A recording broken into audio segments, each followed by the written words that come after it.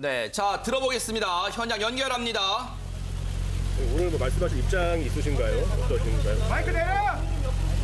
오늘 말씀하신 입장이 아니, 있으신가요? 지난 며칠 동안 기자 여러분께서 저한테 수없이 전화를 주셨는데 제가 뭐 일일이 말씀을 못 드렸고 이번 기회에 궁금하신 점 있으면 질문을 저한테 해주시고 제가 아는 범위 내에서 성실껏 대답해 드리겠습니다. 최순실 씨와 아는 사이입니까? 전혀 모르고요. 이번에 언론 보도를 통해서 알게 됐습니다. 청와대 재직 이후에도 모르셨습니까? 전혀 몰랐습니다. 이번에 언론 보도를 보고 알았습니다. 그러면 연설문이 종종 과거에 수정이 돼서 돌아온 적이 있다. 나도 모르게 연설문이 수정돼서 돌아온 적이 있다. 이런 말씀은 사석에서 한 적 있으신가요, 혹시? 정확히 제가 언론 보도를 보니까 연설문이 이상해져서 돌아왔다라고 제가 얘기한 걸로 보도가 됐던데 그런 얘기 저는 한 적이 없습니다. 그러면 실제로 그렇게 연설문이 이상하게 고쳐서 돌아온 적이 있습니까? 전혀 없습니다. 근데 연설문 유출은 아셨어요? 전혀 몰랐고 이번에 언론 보도를 보고 알았습니다. 오늘 갑자기 말씀하시게 된 이유나 배경이 있다면 어떤 이유 때문에 오늘 갑자기 말씀하시는 건지, 혹시 뭐 청와대와 교감이 있었던 건 아닌지 어떤가요? 청와대와 교감 그런 건 일체 없고요. 제가 아시다시피 요즘 최순실 씨 문제 때문에 나라가 굉장히 혼란스럽지 않습니까? 여기에 저까지 나서가지고 한두 마디 이러쿵저러쿵 얘기하는 게 무슨 도움이 되겠습니까? 그런 판단 하에서 언론 접촉을 피했던 거고요. 다만 이제 며칠 이렇게 지나다 보니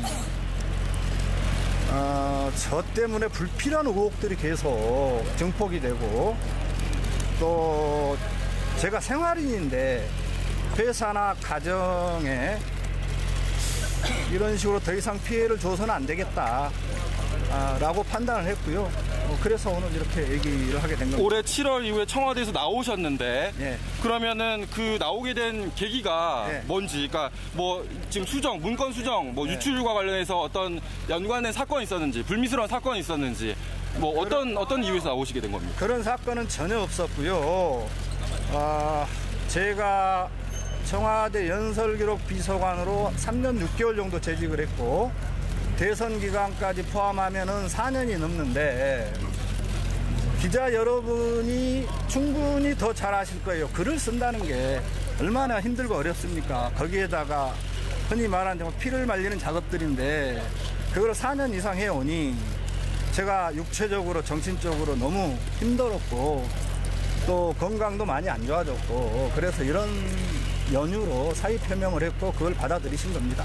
그런데 상식적으로 초고를 작성하신 분인데 그렇다면 완성본, 최종본, 발표문을 그러면 확인하지 않겠습니까? 그러면 다르게 돌아왔다는 것을 인지를 분명히 하셨을 테고 그러면 그거를 문제를 느끼셨을 테고 이의제기나 그 어떤 경로를 알아보시려고 하지는 않으셨습니까?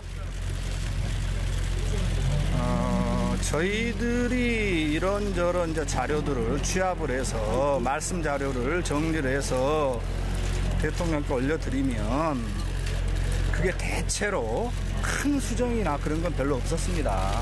저희들 올려드리신 대로 해주셨고요.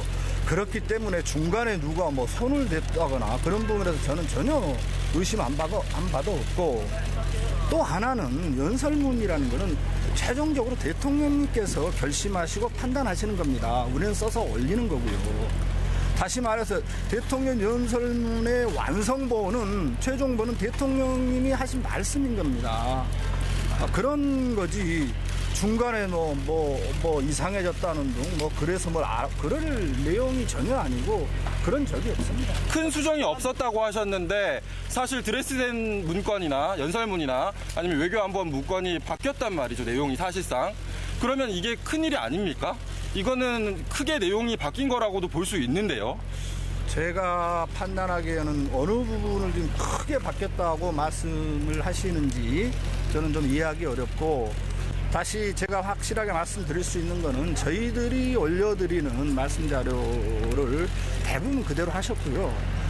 수정이 있었다는 제 기억으로는 아주 부분적인 표현이랄지 뭐 단어 그런 것들이었지 아예 뭐 통째로 뭐 이상하게 느낄 정도로 수정을 했다거나 뭐 첨삭을 했다거나 그런 거는 저는 경험을 하지 못했습니다. 소환 쓰시면 이게 어느 과정을 거쳐서 대통령한테까지 가나요? 그거는 제 기억으로는 엊그제 비서실장님께서 국회 운영위원회에서 그 프로세스를 간략하게 설명하시는 거를 제가 TV에서 봤는데 그 정도만 제가 말씀드릴 수 있고요. 더 아주 디테일한 부분을 그 업무 절차랄지 과정을 제가 말씀드릴 수 없는 거는 청와대 보안규정상 그 말씀드릴 수 없습니다. 퇴직을 하더라도. 다만 큰 흐름은 지난번 비서실장께서 말씀하셨고 또 언론에서도 그대로 보도했지 않습니까? 그 정도입니다. 대통령이 직접 수정해가지고 조 비서관한테 내려준 적이 있어요? 그런 부분도 제가 보안 업무 규정상 구체적으로 말씀드릴 수 없습니다. 아마 그때 비서실장님 말씀으로 가늠할 수 있을 거예요. 청와대 시스템에 본인이 참석하셨나요? 그것도 제가 다시 한번 말씀드리는데 저희는 같이 협의한 적 있어요? 아까 있습니까? 최순실은 제가 본 적도 없고 이번에 언론 보도를 보고 아 이런 분이 최순실 씨구나라는 걸 알았습니다. 자, 연설물 가지고 사전에 상의하거나 또 뭐 온라인으로 협의하거나 그런 적 없다는 얘기죠? 전혀 그런 사실 없고요. 네. 근데 그렇게 보안이 중요한 게 일반인한테 갔다는 게 지금 이해가 안 되는 건데 그럼 그 과정에서 어떻게 되는지 어떤 과정을 통해서 그렇게 유출되는지 짚히시는 바는 없습니까?